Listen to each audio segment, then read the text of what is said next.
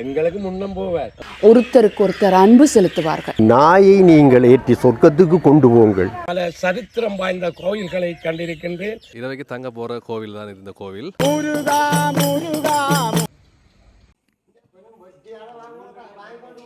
யாத்திரையின் புனிதத்தை உலகறிய செய்த சுப்பிரமணியம். வணக்கம், நான் கொள்ளிங்க. நான் எங்கே நிற்கிறேன்னு சொன்னால் நிந்தவூர் மாட்டுப்பளை மடத்தடி என்ற அந்த ஊரில் நிற்கிறேன். இன்றைய நைட் நான் இங்கே தான் தங்க போகிறேன். என்னென்னு சொன்னால் இந்த கதிர்காமம் போகிற பக்தர்களோடு சேர்ந்து சுப்பிரமணியோட சேர்ந்து இன்றைய இரவை நான் இங்கே கழிக்க போகிறேன். என்னென்னு சொன்னால் எனக்கு அவங்களோட தங்கி அவங்களோட அந்த அனுபவங்களை பார்க்கணுன்ற ஒரு விருப்பம். எனக்கு எப்படி இருக்கும் இந்த நைட் எப்படி இருக்குமென்று பார்க்கணுன்ற ஒரு ஆசை. அதுக்காக தான் நான் இன்றைக்கு அவங்களோட சேர்ந்து நான் தங்க போகிறேன். தாண்டி என்னென்னு சொன்னால் ஒவ்வொரு இடங்களுக்கு போகல, ஒவ்வொரு கோயிலுக்கு போகல, ஒவ்வொரு விதமான மக்கள் வருவாங்க. அவங்களோட அனுபவங்களையும் அவங்க பகிர்ந்து கொள்ளக்குள்ள எனக்கும் அது புது விதமாக இருக்கும். இதை பார்க்குறவங்களுக்கும் கூட அது ஒரு புது அனுபவமாக இருக்கும். முருகன் பக்தர்கள் எல்லாருமே சுப்பிரமணியை பார்க்கணுமென்று அலையாக வந்து கொண்டிருக்காங்க. வாங்க தொடர்ச்சியாக வீடியோக்குள்ளே போவோம். இன்றைய இந்த இரவு எப்படி இருக்குண்டு அழகான காட்சி பாருங்க எப்படி இருக்குண்டு.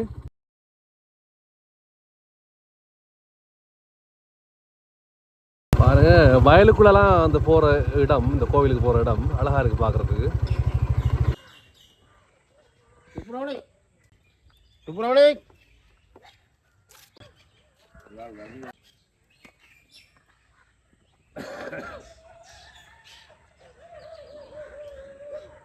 இப்போ நம்ம இங்கே வந்த சாமிகளை தாண்டி இடம் போகாதுனையா அப்படி? சுப்பிரமணி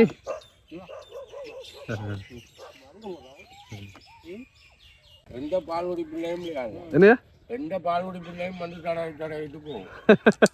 ஓ, நான் பார்த்தேன். நான்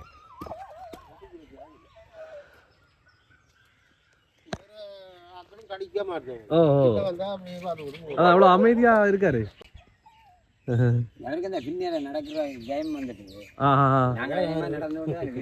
அப்படி என்னையா இவர் முன்னுக்கு போறாள்,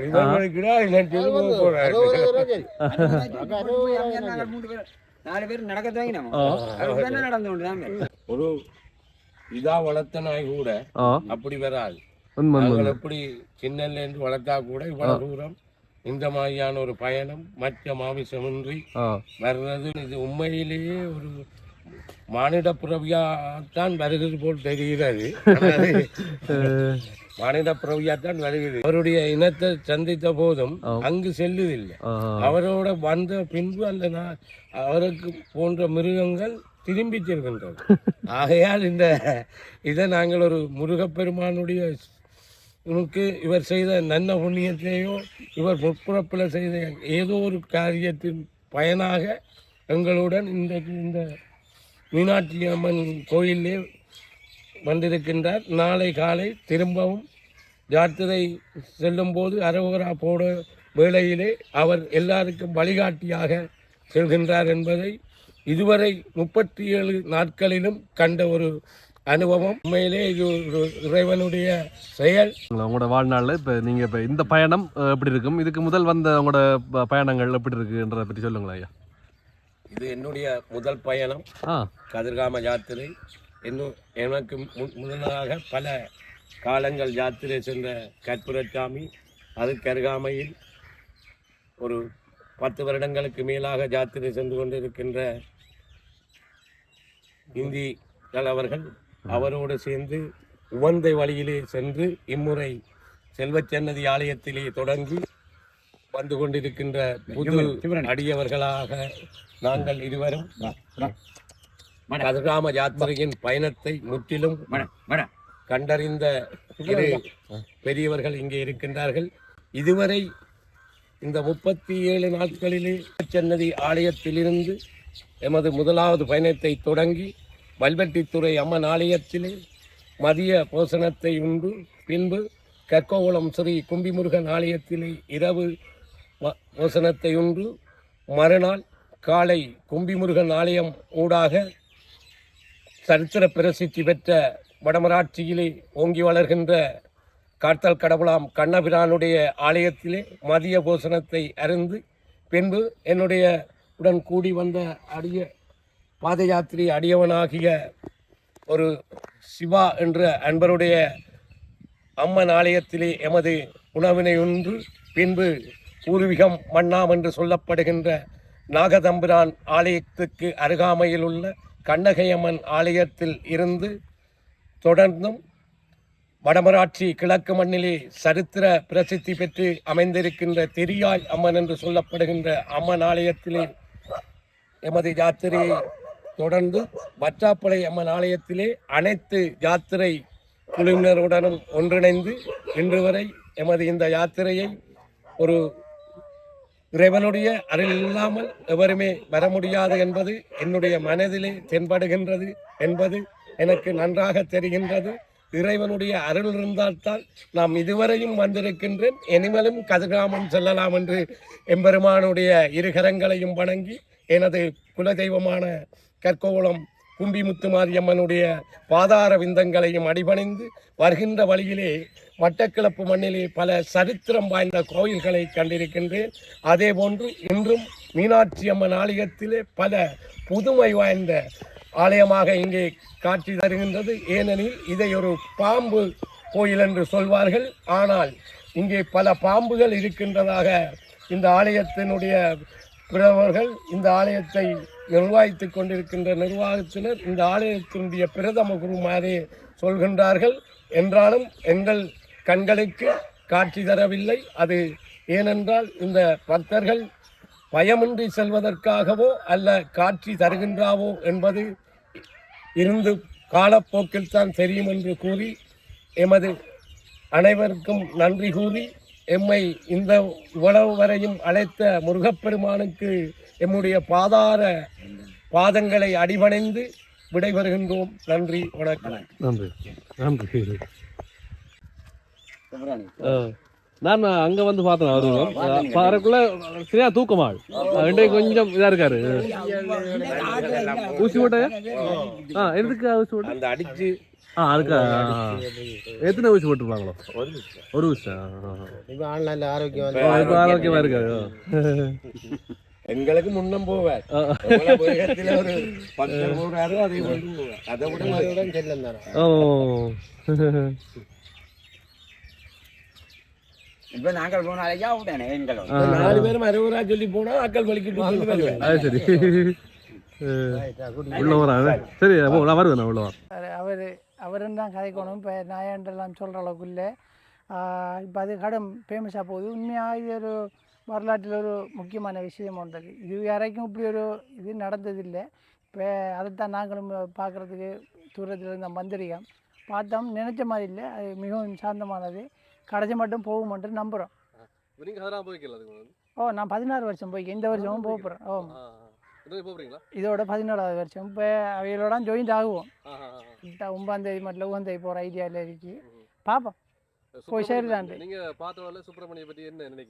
இல்லை, அது இப்போ யாருமே எதிர்பார்க்காது. இப்போ நானும் இல்லை, இப்போ நீங்களும் தான், யாரும் தான்.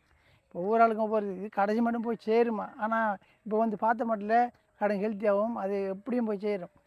இப்போ சொல்லப்போனால் ஒவ்வொரு ஆளுக்கும் ஒவ்வொரு யோசனை இருக்கும். இதுக்கு முதல் கதிராமம் போன்ற ஆசைப்பட்டவங்க போயெல்லாம் அமைதஞ்சு இதுக்கெல்லாம் அவங்களோட ஆத்மா அப்படி இப்படி என்ற மாதிரியும் ஒவ்வொரு கதையில் போகுது. நம்ம சொல்கிறதுக்கு இல்லை, ஏதோ இது போய் சேரும். புதுசாக இருக்கு, பார்ப்போம். நீங்கள் உள்ளே போகிறேன், உள்ளே போயிட்டு பார்ப்போம் என்ன நடக்குதுண்டு. இதை வரைக்கும் தங்க போகிற கோவில் தான் இந்த கோவில். அப்போ தொடர்ச்சியாக வீடியோ பாருங்கள்.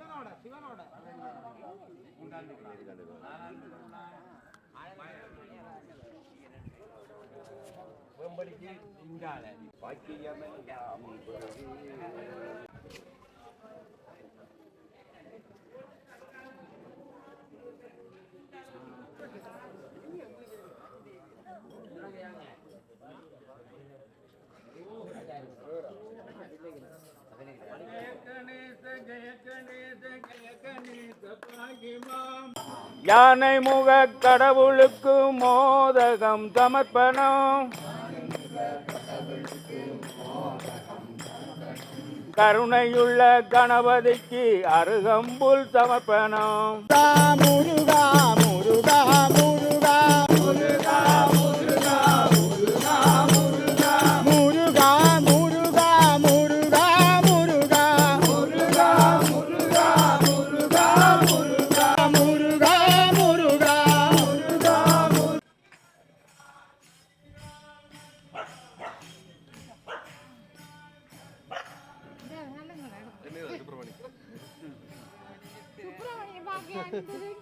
இவங்க ரெண்டு பார்த்தேலா இவர் மரக்கறி சாப்பாடு தான் நாங்கள் ரோட்டா விலைக்கு மாமிசம் வேண்டாம் கூட விலைக்கு தான் யோகேட்டுகள் பாலுகள் இப்போ அந்த உதஞ்சா பிறகு தான் இப்போ மருந்தெல்லாம் மற்ற விலங்குகள் கூட தீண்டக்க கூட இது கிட்ட வந்தோன்னு அந்த விலங்கு போயிடும் அங்கால இவரை கடிக்கிற மாதிரி ஒன்றும் வராது. நாங்கள் நிற்கிற இடத்துல நிற்பார், வந்து ஓய்வெடுத்துடுவார். அரோரா சத்தம் போட முன்னுக்கு போயிடுவார். எந்த அடியார் முன்னுக்கு போனால் அவர் முன்னால் போய் கொண்டு வருவார். இப்போ எல்லாம் தெரிஞ்சபடியாக ரோட்டில் போகிற வாகனங்களும் கொஞ்சம் அவதானமாக விலத்தி போயிடும். வேறு கண்ட ஒன்று கொஞ்சம் எங்கள் யாத்திரை வருதுன்னா கொஞ்சம் ஸ்லோவெல்லாம் வாகனமெல்லாம் போகுது.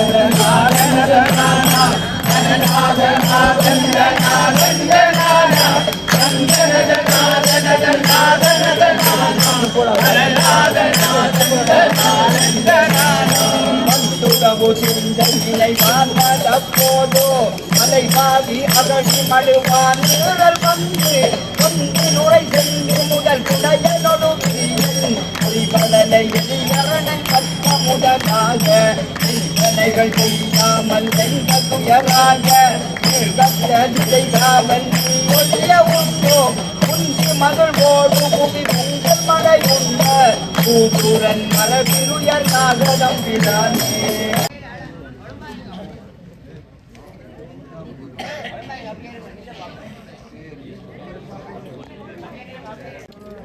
ஆறு மணிக்கு தான் போய்க்கிறோம். 5:30 கிளம்பி நீங்கள் எல்லா வேலையும் செய்யலாம். சரியா?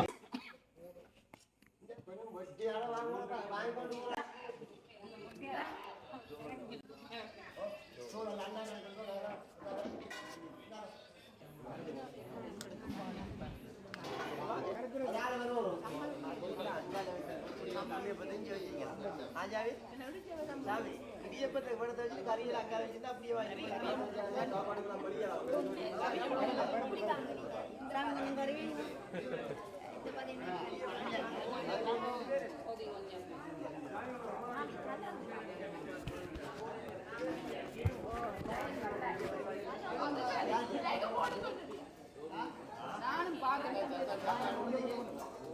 எல்லாரும் சாப்பாடு வாங்கி கொண்டிருக்காங்க.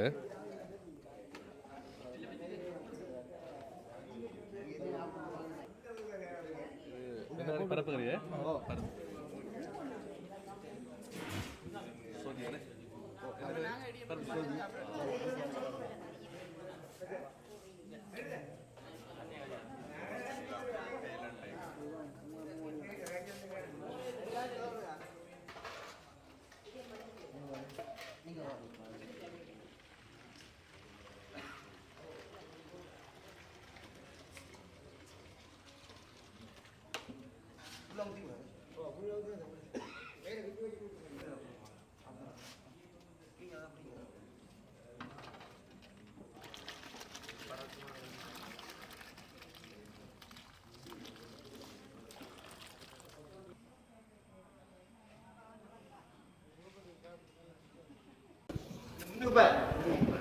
அங்கே முடிவு பாப்பா.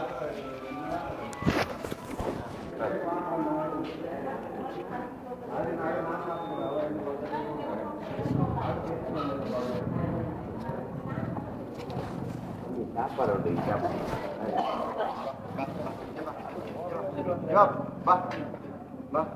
ஜோக்கெட் எடுத்து வாங்க.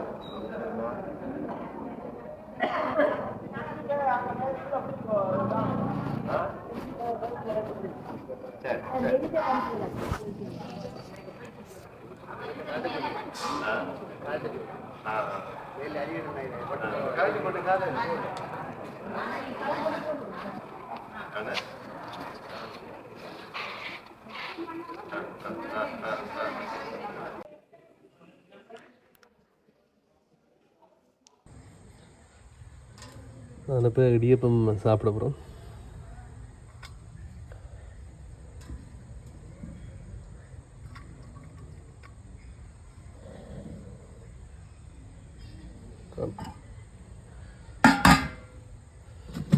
சொதி.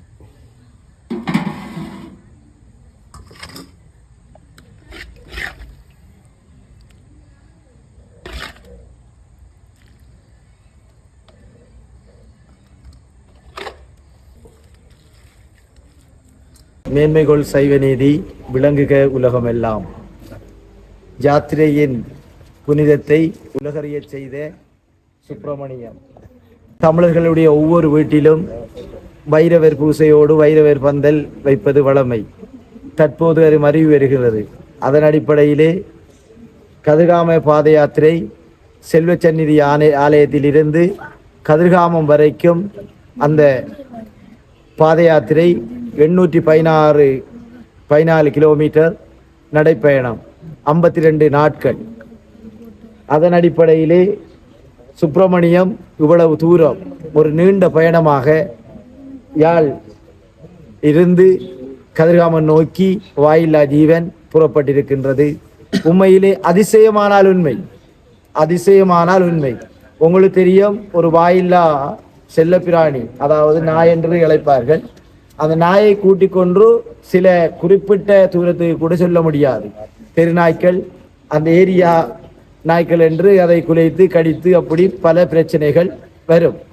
ஆனால் 3 மாகாணங்களோடு தொடர்பட்டு 8 மாவட்டங்களில் பயணித்து கொண்டிருக்கின்றது.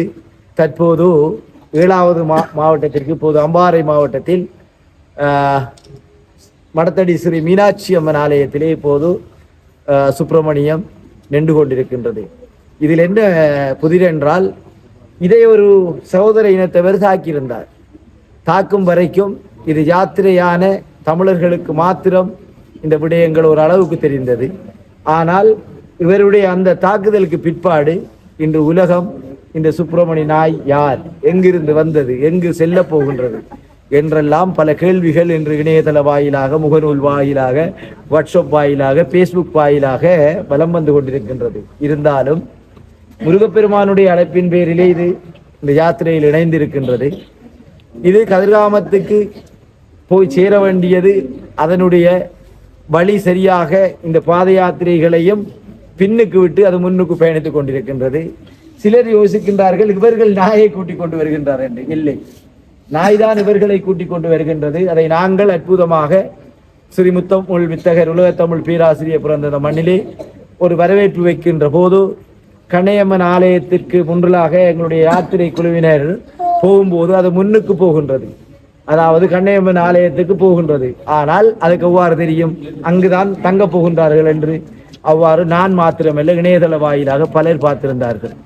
ஆனால் இன்றைக்கு பாதுகாப்பு வழங்க வேண்டும், இதை பராமரிக்க வேண்டும் என்று பல திணைக்களங்கள் கூறுகின்றார்கள். அவர்களுடைய கடமை நிச்சயம் நாங்கள் ஏற்றுக்கொள்கின்றோம். ஆனால் இதே நேரம் இந்த வாயில்லா ஜீவனை நல்ல அழகாக, நிம்மதியாக, சுதந்திரமாக அனைவரும் ஒரு அன்போடு, நீங்கள் பார்த்தா தெரியும், அன்போடு பண்போடு இந்த யாத்திரையில் வருகின்ற அனைவரும் இவருக்கு உணவளிக்கின்றார்கள்.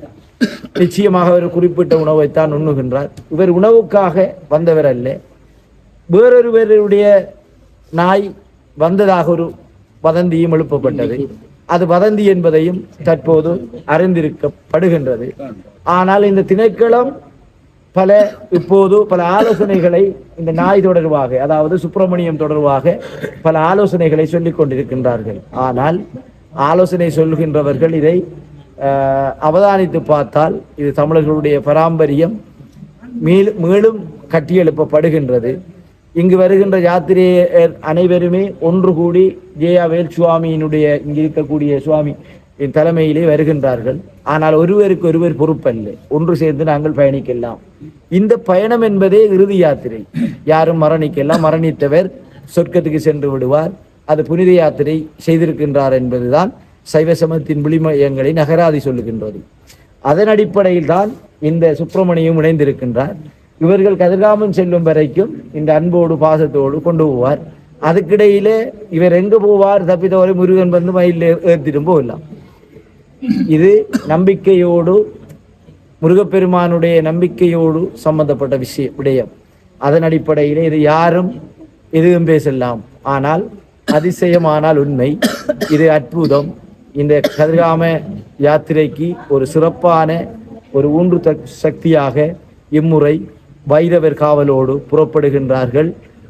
அதில் பல விடயங்கள் அந்த சுப்பிரமணியங்களிலே மறைந்திருக்கின்றது என்று நான் சிந்திக்கின்றேன். நன்றி. அனைத்து உலகளாவிய இந்து மத மக்களுக்கும், எங்களது இலங்கையில் வாழும் தமிழ் இந்து மத மக்களுக்கும், அம்பாறை மாவட்ட சைவநெறி கூடத்தின் தலைவராகிய காண கணேசன் ஆகிய நான் விடுக்கும் வேண்டுகோளும் நான் அறிவிக்கும் ஒரு முக்கியமான அறிவித்தலும், இந்த கதிர்காம பாத யாத்திரையானது எங்களது செல்வச்சந்நிதி ஆலயத்திலிருந்து பல மாதங்களாக ஆரம்பிக்கப்பட்டு உகந்தமலை முருகன் ஆலயத்திலிருந்து காட்டு வழிப்பாதை ஊடாக கதிர்காமம் சென்றடைவது பூர்வீக காலந்தொட்டு நடைபெற்று வருகின்ற ஓர் விடயமாகும்.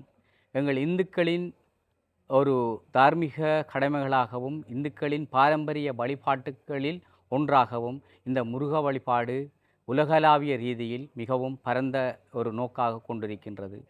அந்த வகையில் உகந்தையிலிருந்து கதிர்காமம் செல்லும் காட்டு வழியில் பல இன்னல்களை எங்களது யாத்திரியர்கள், பல இடர்களை எங்களது யாத்திரியர்கள் சந்தித்து செல்வது வழமை. இவ்வாறு இன்றைக்கு பல வருட காலமாக இந்த கதிர்காம பாத யாத்திரையானது காட்டு வழியே பல இன்னல்களை சூழ்ந்த வண்ணமாகவே சென்றார்கள். 2020 ஆண்டுக்கு முன்பதாக இந்த காட்டு வழியானது பக்தர்கள் இறைவன் நம்பிக்கையுடன் இந்த காட்டில் எல்லா இடங்களிலும் தாங்கள் நின்று பல இன்னல்களை நோக்கி சென்றனர். அந்த இன்னல்களானது குடிநீர் இல்லாது பல காலங்கள் பல நாட்கள் இருக்கின்றார்கள். உணவுகளுக்கு தட்டுப்பாடாகவும் இருந்திருக்கின்றார்கள். செல்லும் பாதை வழி மாறி செல்லும் வழியாகவும் இருந்திருக்கின்றார்கள். இது 2020க்கு முன்பாக நடந்த சில விடயங்களாகும். 2020ஆம் ஆண்டுக்கு பிற்பாடாக இது மாற்றம் பெற்று எங்கள் இந்துக்களது கலாச்சாரம் ஆனது சில சீர்கேடுக்கு உள்ளாக்கப்பட்டு கொண்டே இருக்கின்றது. இந்துக்களாகிய நாங்கள் இந்த காட்டு வழி பாதையில் முருகன் ஆலயத்துக்கு, அதாவது கதிர்காமத்துக்கு செல்லும் போது எங்களது இந்துக்களின் மரபு ரீதியாக பின்பற்றப்பட்டு வந்த கலாச்சார உடையுடனே சென்றார்கள். இந்த 2022ஆம் ஆண்டுக்கு பின்பு 22-23ஆம் ஆண்டு என்று சொல்லக்கூடிய வகையில் கலாச்சார உடையுடன் செல்வது மிக மிக குறைவானதாகவே காணப்படுகின்றது. எனவே இந்த கதிர்காம பாத யாத்திரை செல்ல இருக்கின்ற எங்களது இலங்கையில் வாழ்கின்ற, வெளிநாட்டில் வாழ்கின்ற அனைத்து இந்துக்களிடமும் கேட்டுக்கொள்ளும் ஒரு விடயமானது, முதலாவது நீங்கள் கலாச்சார உடையினை பின்பற்றி இந்த காட்டு வழிப்பாதையில் தங்களது இறை தரிசனத்தை மேற்கொள்ளுங்கள். எங்களது இன்னும் ஒரு வேண்டுகோள் என்னென்று சொன்னால், இந்த காட்டு வழி பாதையில் உகந்தையிலிருந்து யாழை வரையான காட்டு வழியில் பல இந்து தொண்டு நிறுவனங்கள் தங்களது சேவையாகவே செய்து கொண்டிருக்கின்றார்கள். குடிநீர் வசதியை ஏற்படுத்தி கொடுக்கின்றார்கள். அன்னதான வசதிகள் அந்த அடியார்களுக்கு வழங்குகின்றார்கள். மருத்துவ உதவிகளை சில திணைக்களகங்கள் செய்து கொண்டிருக்கின்றார்கள். குடிநீருக்காகவே பல பிரதேச செயலகங்கள் இதுக்கான ஒத்தாசிகளை வழங்கி கொண்டிருக்கின்றார்கள். அந்த வகையில் உகந்தையிலிருந்து முதலாவதாக உகந்தையில் எங்களது லவுகலை பிரதேச செயலகத்தின் அனுசரணையுடன் உகந்தை மலை முருகன் ஆலயத்தில் இந்த குடிநீர் விநியோகம் மேற்கொள்ளப்பட்டு கொண்டிருக்கின்றது. குடிநீர் விநியோகத்தை வலம்புரியோன் அமைப்பு, விநாயகபுரம் வலம்புரியோன் அமைப்பு உகந்தையில் மட்டும் அவங்களது இந்த குடிநீர் விநியோகம் நடைபெற்று கொண்டிருக்கின்றது. உகந்தையிலிருந்து குமுக்கனாறு வரைக்கும் அம்பாறை மாவட்ட சைவநெறி கூடத்தினர் தங்களது சேவைகளை, குடிநீர் விநியோகம், அன்னதான நிகழ்வு, அத்தோடு மருத்துவத்துக்கு தேவையான சில உதவிகளையும் செய்து கொண்டிருக்கின்றார்கள். இந்த குமுக்கன் என்று சொல்லப்படுகின்ற ஆற்றில் எங்களது சுகாதார திணைக்களத்தினூடாக வைத்திய சேவைகள் மேற்கொள்ளப்பட்டு கொண்டிருக்கின்றது. அதோடு சுதேச வைத்திய சேவைகளும் அங்கே செய்யப்பட்டு கொண்டிருக்கின்றது. இதற்கு இடையில் இராணுவத்தினர் இரவு பகலாக இந்த மக்களுக்கு தேவையான சகல வசதிகளையும் செய்து கொண்டு பாதுகாப்பினையும் வழங்கி கொண்டிருக்கின்றார்கள். இதுக்கு மேலாக எங்களது வனஜீவராசிகள் திணைக்களகத்தில் ஊடாக அனைத்து பாதுகாப்புகள் மாத்திரமின்றி காடுகளில் இருக்கின்ற ஜீவராசிகளை பாதுகாப்பது மாத்திரமின்றி மக்களையும் பாதுகாக்கும் ஒரு சேவையினை செய்து கொண்டிருக்கின்றார்கள். இதற்கிடையில் சில அமைப்புகள் இடையே ஒரு அமைப்பு, அதாவது ஸ்பாண்ட் அமைப்பு என்று சொல்லப்படுகின்ற ஒரு அமைப்பு குளிர்பானம் மாத்திரம் அவர்கள் வழங்குகின்றார்கள். சிலர் வந்து தாங்கள் எல்லாம் செய்கின்றோம் என்று பல அமைப்புகள் சில இடங்களில் அறிவிக்கப்பட்டு கொண்டிருக்கின்றார்கள். எனவே இந்த உகந்தையிலிருந்து குமுக்கன் வரைக்குமான சேவை செய்கின்ற அமைப்புகள் யார் யார் என்பதை நான் இந்த உரையாடல் மூலம் உங்களுக்கு தெரியப்படுத்தியிருக்கின்றேன். ஆத்துக்கு அந்த பக்கம், அதாவது குமுக்கன் ஆத்திலிருந்து பெரியவட்டை என்று சொல்லப்படுகின்ற இடத்திற்கு வந்து சேவல்கொடியோன் அமைப்பு மருத்துவ உதவி, குடிநீர் விநியோகம், அன்னதானம் வரைக்கும் வழங்கி கொண்டிருக்கின்றார்கள். அங்கால அடுத்த பக்கமாவது நாவலடி என்று சொல்லப்படுகின்ற இடத்துல சிவதொண்டர் அமைப்பு, அடுத்தது இந்த கதிர்காமனின்று வந்து நிற்கின்ற எங்களது வாட்டர் சப்ளை திணைக்களகம், அடுத்தது இராணுவத்தினர் அந்த இடத்துல குடிநீர் வழங்கி கொண்டிருக்கின்றார்கள். இது அப்படியே துருவாக போய் எங்களது யாழ வரைக்குமான அவங்களது சேவை செய்து கொண்டிருக்கின்றார்கள். அன்பான எமது தமிழ் மக்களே, எங்கள் இந்து மத மக்களே, நாங்கள் கேட்டுக்கொள்வது என்னவென்றால், இந்த காட்டு பாதையில் ஆறாறு எந்தெந்த அமைப்புகள் உண்மைக்குண்மையாக வேலை செய்கிறார் என்பதனை நான் தங்களிடம் பட்டியலிட்டு காட்டியுள்ளேன்.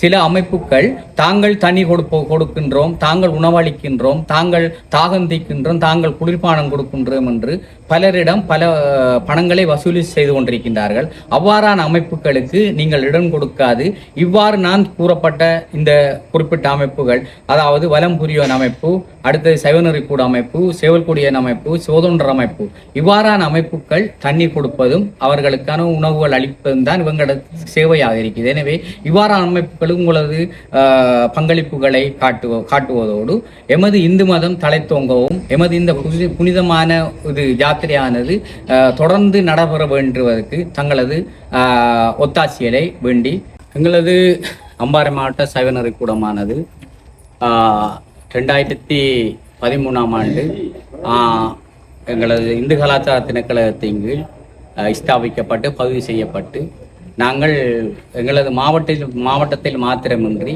வடகிழக்கு மலையகம் போன்ற இடங்களிலும் எங்களது சேவை தொடர்ந்திருக்கின்றது. சமய சமூக சேவை தான் எங்களது முழு மூச்சாக இருக்கின்றது.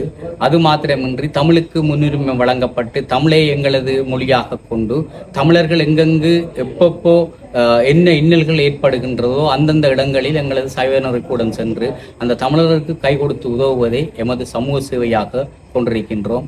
எனவே சைவநெறிக்கூடமானது இலங்கையில் அம்பாறை மாவட்டத்தில் மாத்திரமின்றி வடகிழக்கு மலையகத்திலும் எங்களது சேவையானது தொடர்ந்து கொண்டே இருக்கும். எங்களது சைவநெறிக்கூடம் சுவிஸில் ஒரு அமைப்பாக இருக்கின்றது. யூகேயிலும் எங்களது சைவநெறிக்கூடம் இருக்கின்றது. அது மாத்திரமின்றி செல்வச்சன்னிதியான் ஆச்சிரமத்தின் சுவாமி மோகனதாஸ் சுவாமி அவர்கள் எங்களுக்கு பரிபூரணமான ஒரு ஆலோசகர் மாத்திரமின்றி எங்களது அமைப்பின் ஸ்தாபராகவே வெளிப்பட்டு கொண்டிருக்கின்றார். அவரது கூடிய அளவு நிதி பங்களிப்பினூடாகவே நாங்கள் எங்களது சேவைகளை செய்து கொண்டிருக்கின்றோம். பல இடங்களுக்கு சென்று ஏழைகளுக்கு உணவளிப்பது மாத்திரமின்றி ஏழை குழந்தைகளுக்கு கல்வி கற்பதற்கு, அடுத்தது பல்கலைக்கழக மாணவர்களுக்கு கல்வி கற்பதற்கு, அடுத்ததாக பாட புத்தகங்கள் வரை, அடுத்தது அறநெறி பாடசாலைகளுக்கு உதவி செய்கிறது, ஆலயங்களுக்கு உதவி செய்கிறது, அனைத்துமே வந்து எங்களுக்கு செல்வச்சந்நிதி ஆச்சிரமம் மோகனதாஸ் சுவாமிகள் ஊடாக நாங்கள் பல இடங்களுக்கு செய்து வருகின்றோம். எனவே அவர்தான் எங்களுக்கு எங்களது சைவநெறிக்கூடத்துக்கு அம்பாறை மாவட்ட சைவநெறிக்கூடத்துக்கு ஒரு தலையாக ஸ்தாபராகவும் விளங்குகின்றார். எங்களது உதவிகள் பொதுமக்களுக்கு சென்றடைவது எனின் தலைவருக்கு சைவநெறிக்கூடம் அம்பாறை மாவட்டம் தம்பில் விளண்ட விலாசத்தினூடாக எங்களை தொடர்பு கொள்ளலாம். நாங்கள் முகப்புத்தகத்திலேயும் எங்களோட சைவநெறிக்கூடம் அம்பாறை மாவட்டம் என்று இருக்குது. தலைவரது தொலைபேசி இலக்கம் 076 010 35 32 என்ற இலக்கத்தோடு தொடர்பு கொள்ளலாம். நாங்கள் உண்மையாகவே எங்களது அமைப்பில் எந்த விதமான ஒரு சேமிப்புகளும் இல்லாது வறிய மக்களோ பாதிக்கப்பட்ட மக்களோ இருந்தால் அவங்களை நன்கொடையாளர்களுடன் தொடர்புபடுத்தி அந்த நேரடியாகவே அவங்களுக்கு அந்த சேவை சென்றடைவதே எங்களது நோக்கமே தவிர எங்களது அமைப்பின் பெயருக்கோ அல்லது எங்களது பெயருக்கோ எந்த விதமான ஒரு நன்கொடை நாங்கள் அறவிடுவது இல்லை என்பதனையும் இந்த இடத்தில் தெரிவித்துக் கொள்கின்றேன்.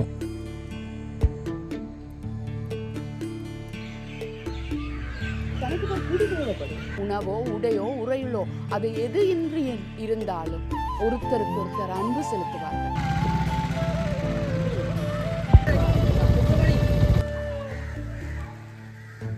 என்னுடன் தொடர்ந்து வந்து கொண்டிருக்கும் இந்த நாயை நீங்கள் ஏற்றி சொர்க்கத்துக்கு கொண்டு போங்கள்.